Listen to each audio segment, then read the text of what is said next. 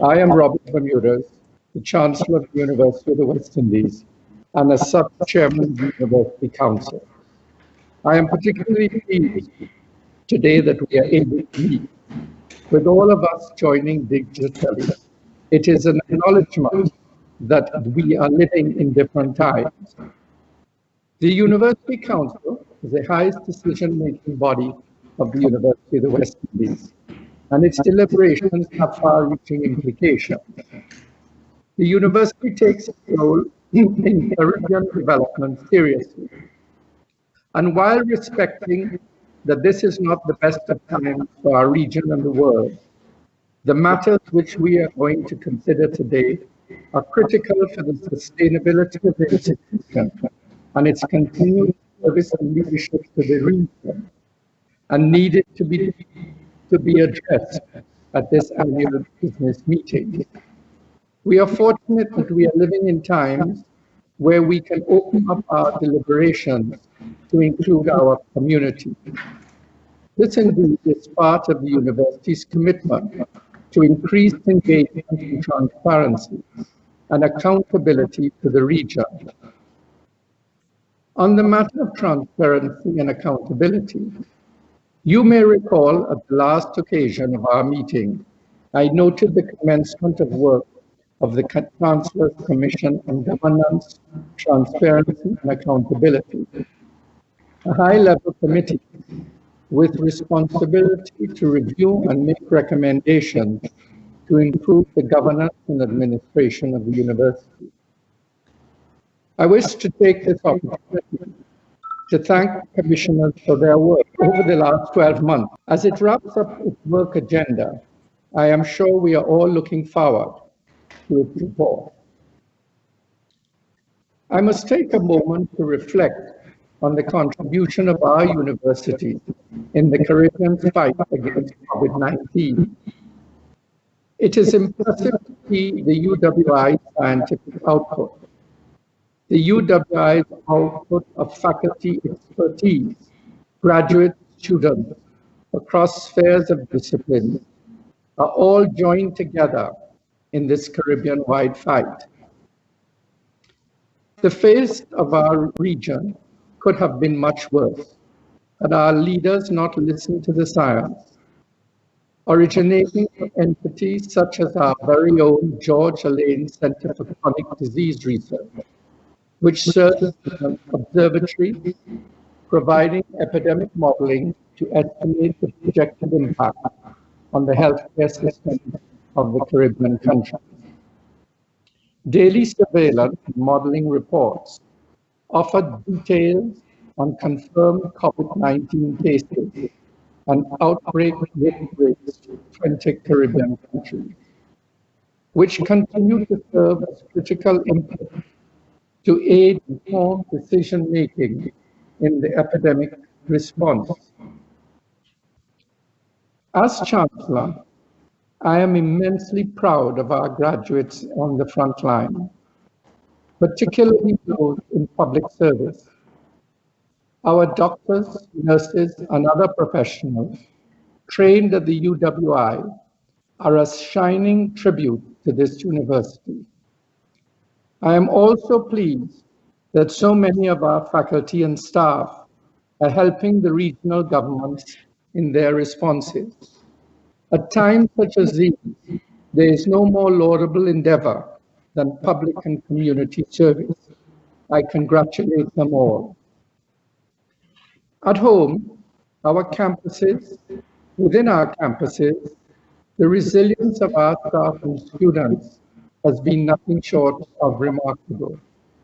The transition to remote teaching and learning has had its challenges, but it has been successful in the main. Our staff has been working from home for almost 2 months. They have borne the sacrifice of keeping our business running smoothly. We are all deeply appreciative of their service. We are meeting at a time of great uncertainty and apprehension. Our world has changed. Of that we can be sure. What these changes will bring we cannot be certain. But whatever the challenges, we must be prepared to face them with an open mind and a willingness to embrace the opportunities that they will present to us.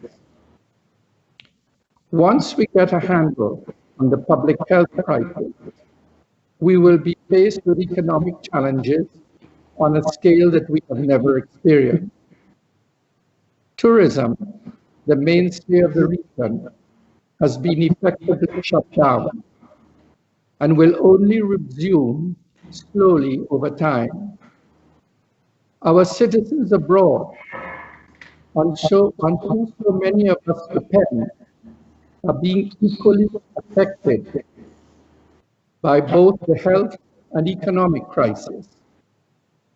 I say these things to highlight the challenges that the university is going to face and is facing. Being a regional institution funded mainly by regional government, we cannot avoid the stresses of our region. We must work to succeed within the reality of our circumstances. What will it take to succeed in this environment? In my view, leadership, teamwork, pragmatism, and persistence. With that said, I look forward to a focused and productive meeting today. And I now hand you over to the Vice-Chancellor, Professor Hilary Beckles, to present this report to the Council. Vice-Chancellor. Chancellor, Honourable Ministers of Government, representatives of government, our distinguished colleagues and students and members of the public, very good morning, everyone. This report to the Council reflects upon the year in review 2018-2019. It will not be a normal report. It will not be a traditional report. Faced as we are with the most severe public health crisis in recent decades, the result of the global and regional impact of the COVID-19 virus. It is indeed a global threat. It has severely impacted in the most profound and negative ways our Caribbean reality. It has destroyed lives. It is destroying our way of life. It is undermining our economy. But we are prepared and resolved to rebound from this catastrophe to make our institution and our region much the stronger. Indeed, I join with the Chancellor in commending our colleagues in UWI Medicine and UWI Science, all of whom have mobilized their pedagogical and disciplinary skills in a way that have served this region in a very exemplary fashion. Indeed, it is possible to argue that though all of our disciplines have served this region with great distinction over the decades, that this moment in which all the faculties rallied around UWI Science and UWI Medicine, saving lives, contributing to the online delivery of content to our students, and enabling our staff to work remotely, that this has been UWI's finest hour. We are met virtually, compliant with public policy, to ensure that the work of the university goes on while we stay compliant with the provisions and policies of our government. I would wish to commend and express my gratitude to our technical staff who have displayed their genius and their brilliance to enable this university to function in the virtual space in recent months. We owe them a great deal of gratitude. The technology has enabled some innovation in this presentation. It is indeed an historic meeting. But I would wish to begin by recognizing and celebrating our principal at the Cayfield campus, Professor Baratu, who has received the highest Barbados national honor, the Freedom of Barbados. And I would wish to recognize and celebrate the most honorable Professor Eugene Baratu. There's additional good news. The technology will enable me to present this report in less than 50% of the time traditionally allocated. That is the good news. Hopefully, it will be a 30-minute report by the use of the technology, which is some distance away from the normal 1 hour. The report will be presented in two parts. Part one will be a 10-minute video which looks at the year or the years in review as to where we have reached, what we have achieved, and what we have accomplished. The 10-minute video captures effectively the summation of the work of the university senior management team and goes into great detail as we celebrate where we have arrived as the finest university in the region and in the top 4% of the best universities in the world. This is an enormous achievement, and I was pleased to capture this in this 10-minute video. Thereafter, there will be a 20-minute review of the Vice-Chancellor's report. As you can see, the Vice-Chancellor's report is over 170 pages, but hopefully, with a PowerPoint, I will be able to present the salient features of this report in 20 minutes.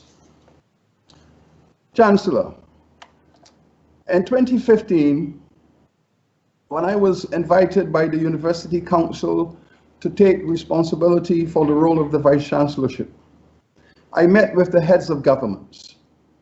In closed session, they offered some very profound advice. They suggested that the university should return to its energetic levels. It should be an activist university performing functions on all areas of public discourse and public responsibility and accountability, and it should be an engaged university. They also indicated that they wanted the university to be more integrated, that they were prepared to fund one UWI and not 4 separate campuses. They also indicated I should put my team together and, to quote Prime Minister Gonzalez, and get on with it. I gave them a commitment. We were able to put together a first-class team of brilliant principals and pro-vice-chancellors, bursars, and registrars. Within a few years, the UWI was transformed. It was transformed from the traditional 20th century UWI to the UWI global system. We injected global agility into the DNA of the university. Critically, as a leadership team, we remove all doubt about the future. And in the removal of that doubt, we promoted and projected confidence within the leadership of the university. Our first expression of that confidence was to prepare this university for global ranking in a comparative framework with the finest and best universities in the world. This required a tremendous amount of preparation and planning. And I'm happy to say that within the planning team, our Pro-Vice-Chancellor, Denzel Williams, was able to lead this process with tremendous agility and intellectual acumen.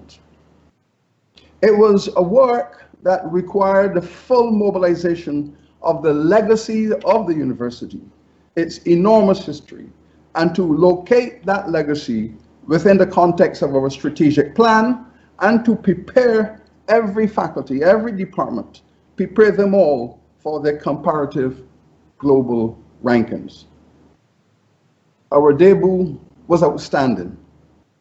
We were ranked the #1 university in the Caribbean from a field of over 100. We were ranked in the top 3% of the finest universities in the hemisphere from a field of over 2,000. And we were ranked within the top 5% of the best universities in the world from a field of over 28,000. In 2019, we improved upon that ranking.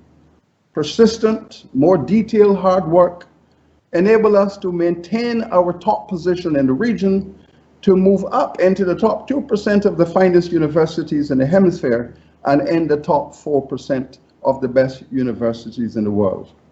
I can safely say, Chancellor, that the global and regional reputation of the University of the West Indies has never been higher.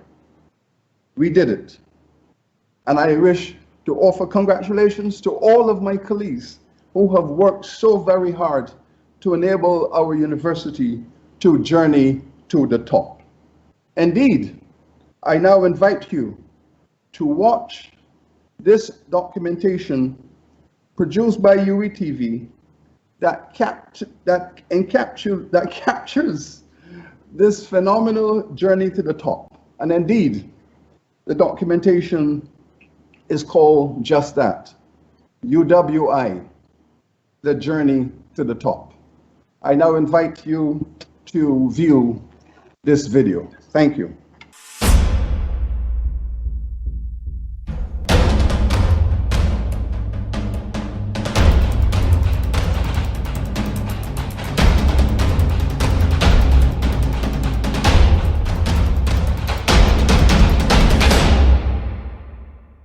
It all began with the dream of a team holding in hand a disruptive 10-year strategic plan intended to rekindle growth in the Caribbean economy.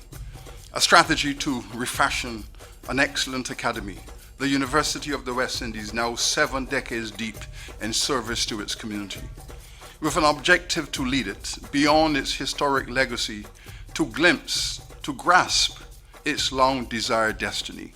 The UWI, a strategy group, 5 campus principals, pro vice-chancellors, registrars and finance officers, student organizers, ardent administrators and managers, and a vice-chancellor.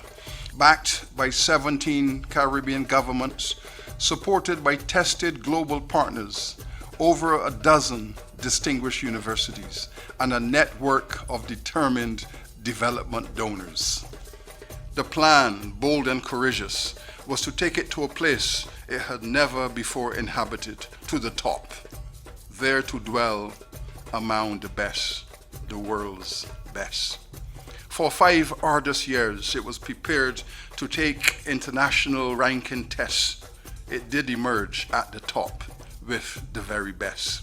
First in the Caribbean, from a field of over 100 distinguished universities, top 3% of the hemisphere's best 2,000, and top 4% of the global best.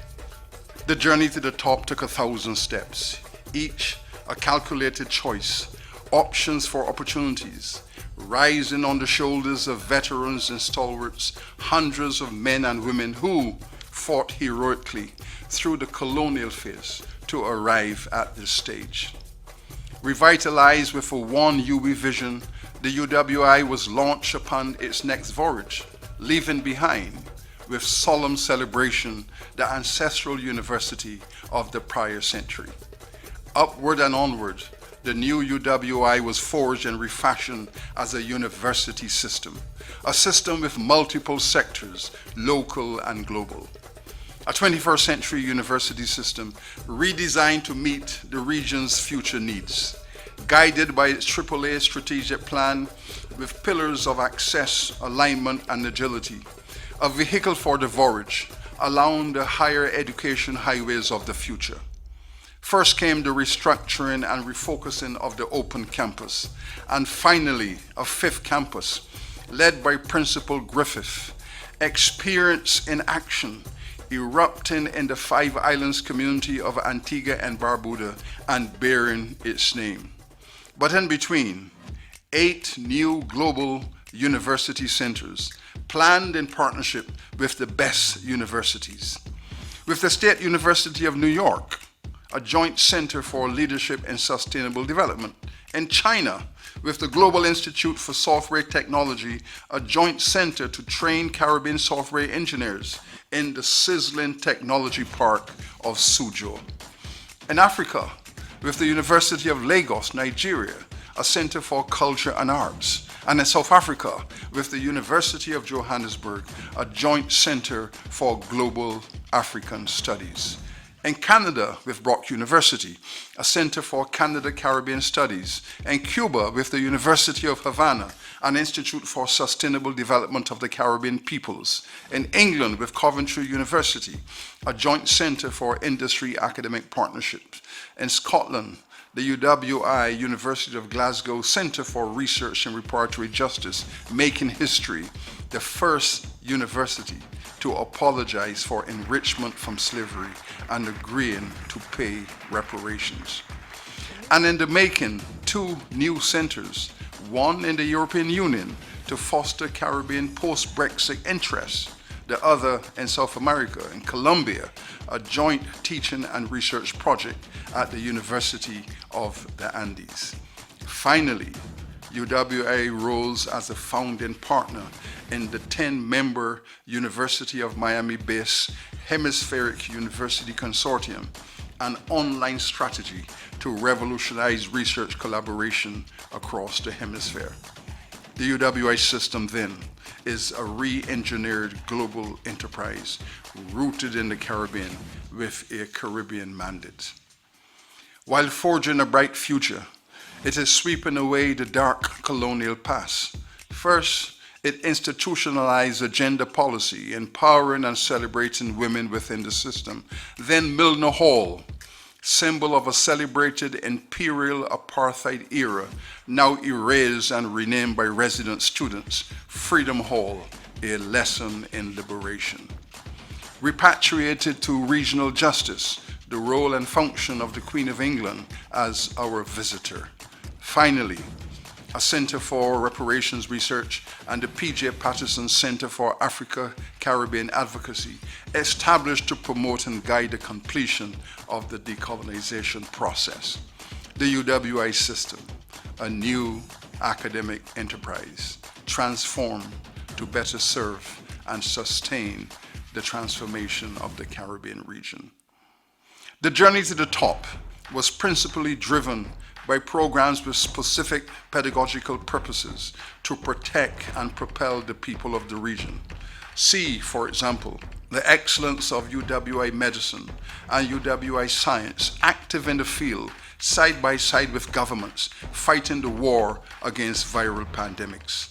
First with the Zika Task Force in 2016, now with the COVID-19 Task Force, both led by the persistent, dependable Professor Clive Landis. COVID, chronic disease, and climate change, the 3 deadly C's of Caribbean society, confronted, contested by UWI Science. The UWI Science sector, selected to lead climate change advocacy by the International Association of Universities, with a team of top-class scientists, Michael Taylor, David Smith, and John Agard, now preparing to pioneer the creation in the Caribbean of the world's first climate-smart university. The UWI system, a 21st century alignment-ready academy, now prepared to bond in capital markets with the private sector, aligned with top-class companies, companion travelers, Sagicor, NCB, JMMB, Republic Bank, Flow, Grace Kennedy, and a dozen others, focusing on funding top-class teaching and research. The Mona model, the passionate pursuit of revenue. Principal Weber, weaving magic to keep his city bright and well-watered, capturing capital to bring fruit home to his beloved Mona. Professors of practice, a class of honorary icons of industry brought on board to pave the path, strengthening industry academic relations. The UWI system ready for a new funding frontier beyond the public treasury into the territory of private equity, inviting investment partners to sustain the academy. Heads of governments meeting in Haiti agreed to reconcile all receivables in an assets for cash exchange. Prime Minister Rowley leading the field with the Couva Hospital deal, government and university owning and revenue sharing, calling Principal Courtland to craft UWI's largest ever project, an artery from St. Augustine to Couva to Destiny de Bay. Prime Minister Motley, sincerity on show, honored the Barbados debt, injected cash, reviving Cave Hill, connecting Principal Barito to Bridgetown, there to imagine a smart campus from gown to town. Grenada, granting 88 acres of land, and the Bahamas pledging 20 in Nassau. St. Vincent financing the largest open campus site, launching the mind of Principal Longsworth of the open campus into a new online orbit. But rising and capturing the top, ball beating, were the students, creating sporting history on the journey. The combined campuses team, gloriously winning the 2018 Regional Super 50 Cricket Championship, defeating all challenges, claiming the status best cricket team in the West Indies. And there was more to the tour. Two students, Jason Holder and Carlos Brathwaite, carefully nurtured within UWI, rising to the top, taking the captaincy of West Indies teams in Tests and T20 respectively. With the power of example of student success came the plan to create a UWI-wide faculty of sport, the first of its kind in over 40 years, serving the region in the sport arena, an area of proven proficiency. The visual tapestry of these journeys to the top was captured and packaged for the community, regionally and globally, in a vision whose time had come. UWITV, a jewel in the crown. UWITV, for all to see, a 24/7 education cable channel like no other in the region and beyond, online and on everything, designed and directed by Janet Carew, bolted to the top with familiar Caribbean speed, representing the UWI brand, daily before diverse audiences. The UWI system, 5 campuses, 8 global centers, a 21st century journey driven by development, designed for justice, arriving inexorably at the apex. Captured, crystallized in a 2019 BBC Caribbean report in which the world was told that the region, while facing many serious challenges, can look to the future with optimism, knowing that within it resides a top-ranked, high-class, global university. The University of the West Indies system, locally relevant, globally ranked and agile, an activist academy with a charismatic Caribbean personality, regionally rooted like no other.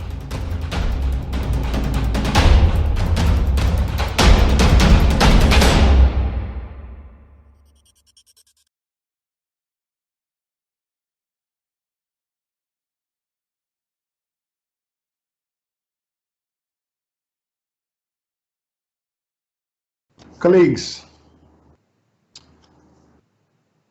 this achievement, this attainment is now what we might call money in the bank. It is behind us. It is behind us, a platform on which we can now depart. The challenges are now before us, in the short term, in the medium term, and in the long term. We have produced a university that is relevant for the 21st century. It is relevant for the moment. It is now confident and certain in its vision. We hope that the region is proud of the attainment and the repositioning of our university. The challenges are now very profound. As indicated, We are now faced with the triple C, a cocktail of challenges: climate change, chronic diseases, and COVID-19. This region has lost over 30 billion US dollars in the last 5 years on account of the challenges of hurricanes. We are losing some 1.5 billion US dollars per year in our containment and management of the chronic disease pandemic. COVID-19 is estimated to decimate some 20% of the region's gross domestic product, accounting for near 16 billion US dollars. This is a devastating economic impact upon our region. And to add to this, we continue to face aggressive pushback from the OECD nations in respect of the financial sectors of the Caribbean economy, areas where we are expected to attain high levels of foreign exchange earnings. We are now faced with persistent blacklisting of our financial services sector: Barbados, Bahamas, Jamaica. Then we have had the collapse of petroleum prices, falling far below production levels, production costs. Again, a devastation to our economies that are based on petrochemicals, and all of our economies impacted on the tourism decline. We are pleased with the fact that our prime ministers, Prime Minister Motley, Prime Minister Brown, Prime Minister Holness, and Rowley especially, have called for a new moral market order. And happily, we have within our grasp, with the UNCTAD global meeting in our region next year, and with the region in a position to acquire some leadership in respect of policy of UNCTAD to help to shape a 21st century vision for developing nations. The cash flow issues before us are evident. We are now in the process of revising COVID budgets. We are managing an institution that for the last 20 years has had a built-in financial deficit model. That is the model that enables the university to provide services to students and the public beyond the provision of public financing. It has been a remarkable partnership. It's a partnership that says the university is in the end a developmental institution, and it must provide development despite the limitations upon its financing. We've had an intense and productive conversation with our governments in respect of the receivables. I wish to express gratitude to Prime Minister Motley at this stage for settling all of the debt owing to the University of the West Indies and injecting cash into the institution. Many other governments have also responded to this. They have responded positively in making sure that the university is kept in good financial stead. But yet, on aggregate, government's contributions continue to decline relatively in respect of the university's overall budget. There are some challenges with impairments of receivables. There have been challenges with write-offs of these receivables. All of these combined have contributed towards a deficit in the consolidated financial accounts of the university. But we believe that with persistent and intensive intimacy in the university's relationships with its primary stakeholders, we can manage these challenges of impairments and write-offs going forward. We are collectively faced with the impact of pension liabilities, the unfunded healthcare strategy, where supplementation of the pension system is required. This has also proven over the last 15 years or so to be an enormous burden upon the university's financing. This is a matter that must be addressed. This is a matter that will be addressed.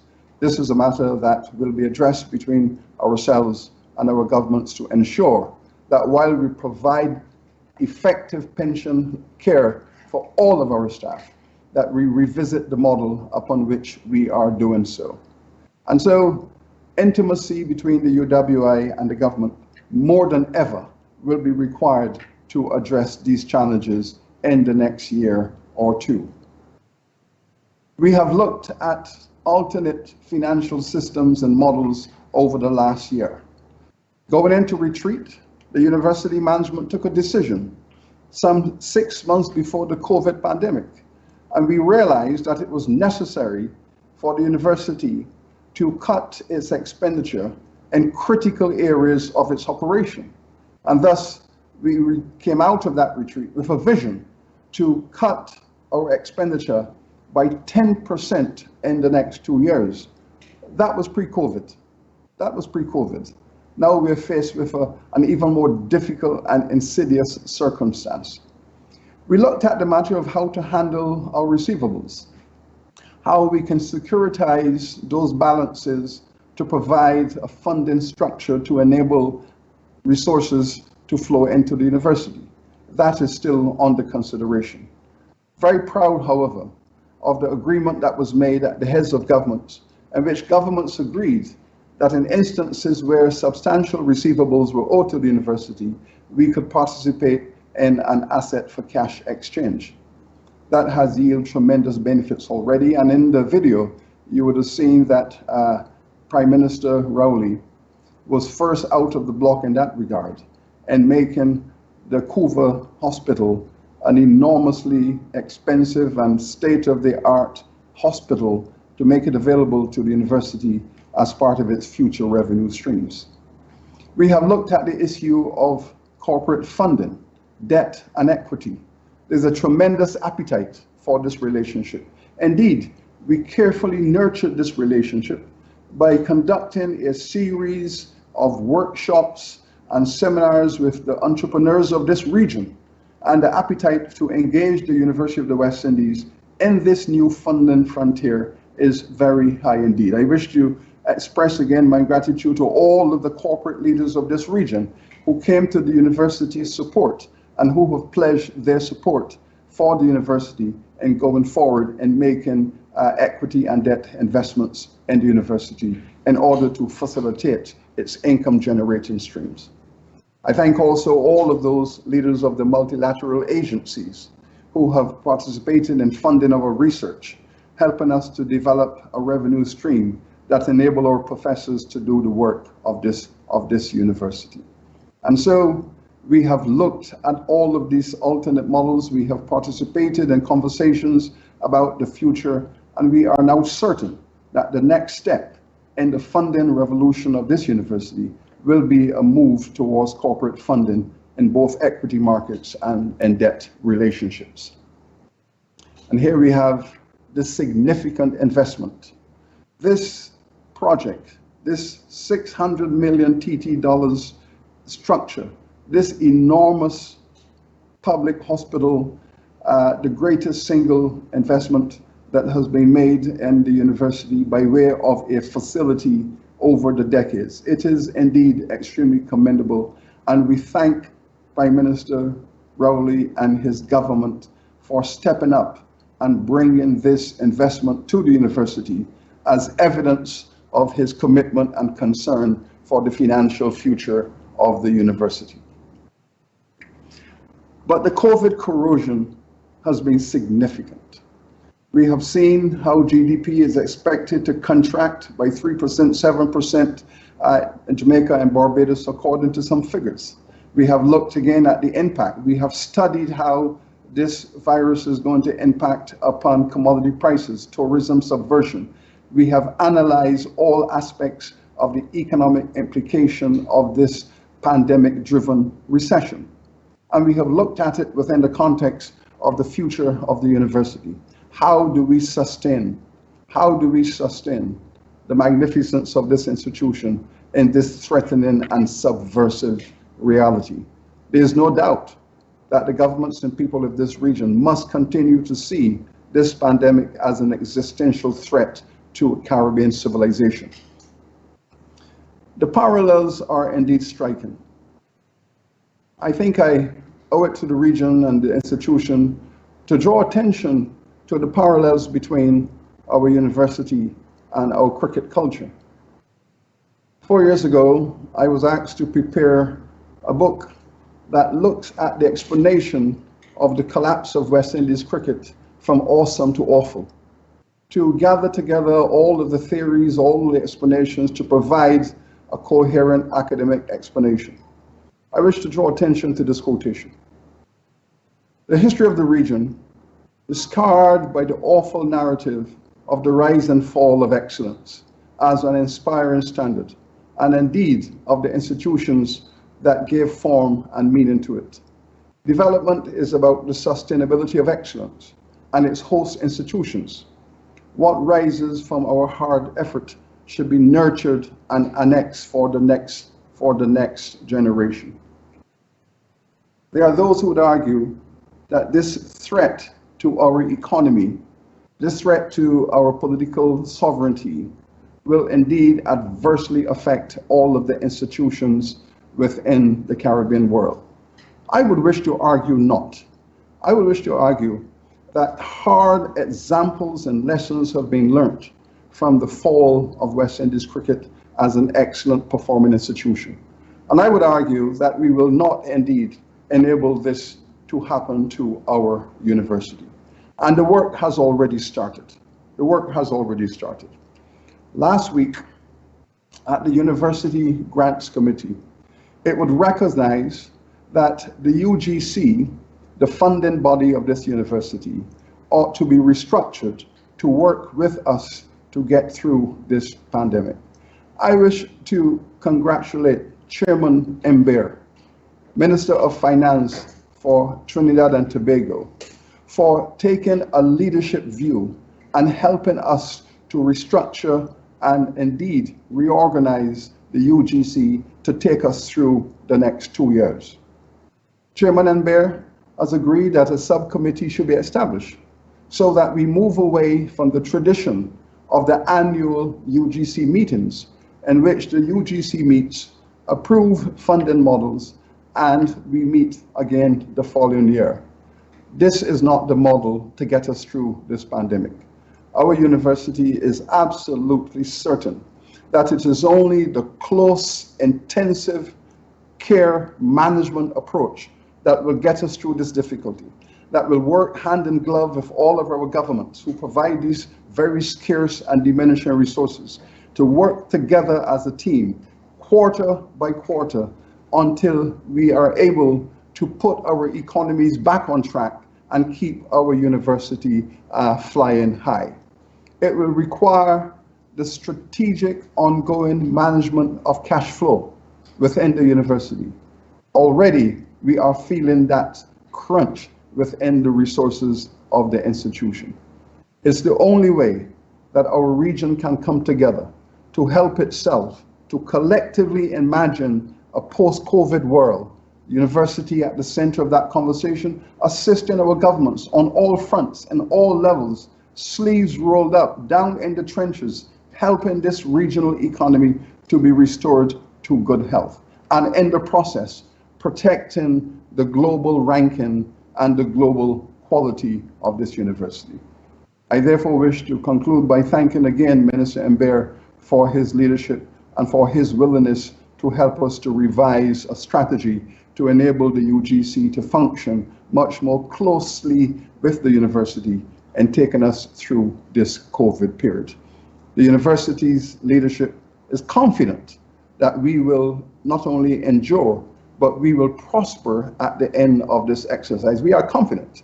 Indeed, it is the same confidence that enabled us to take the university to the top. It is that same confidence that will get us through this COVID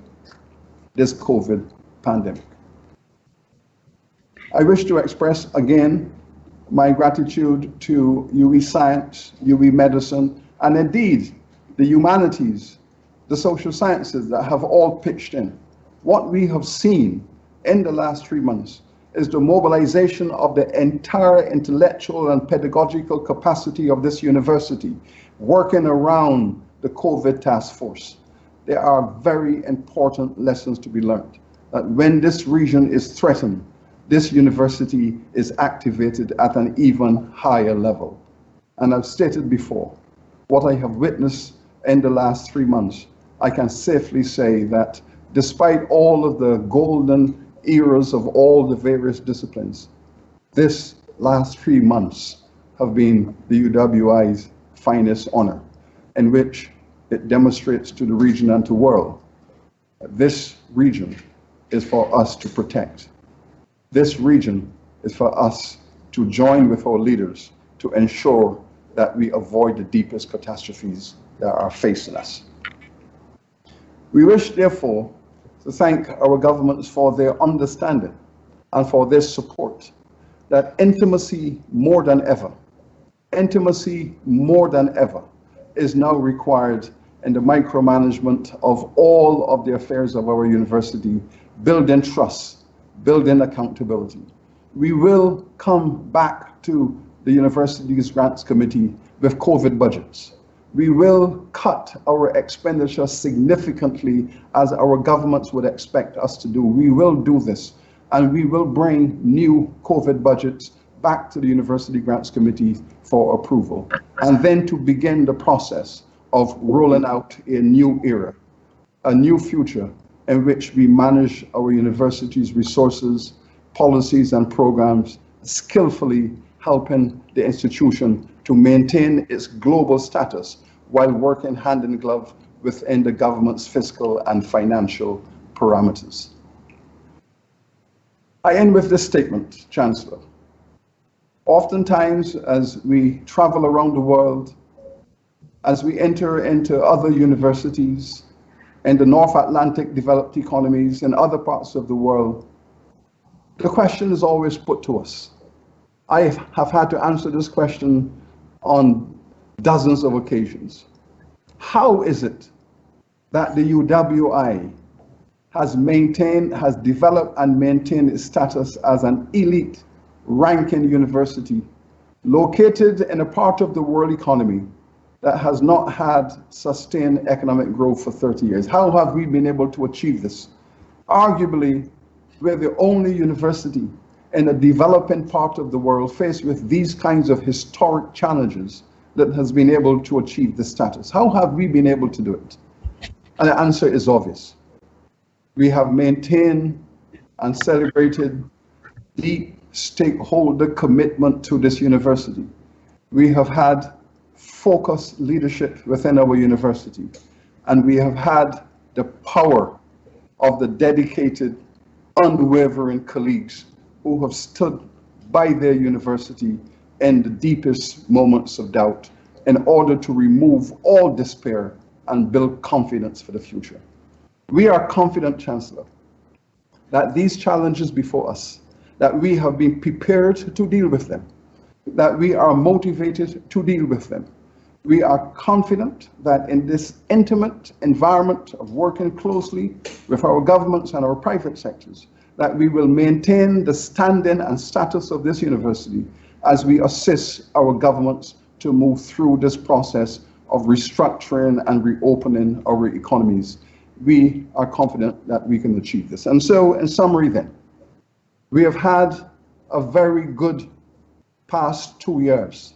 University has made tremendous strides. It's a more confident university. It's a more focused university. It's a more energized university. And we are ready to face the future. We believe that the darkness of despair is not for us to succumb to. It's for us to show the light and to indicate that that light will be the Caribbean peoples rising beyond this pandemic and rising, holding aloft their University of the West Indies. I thank you.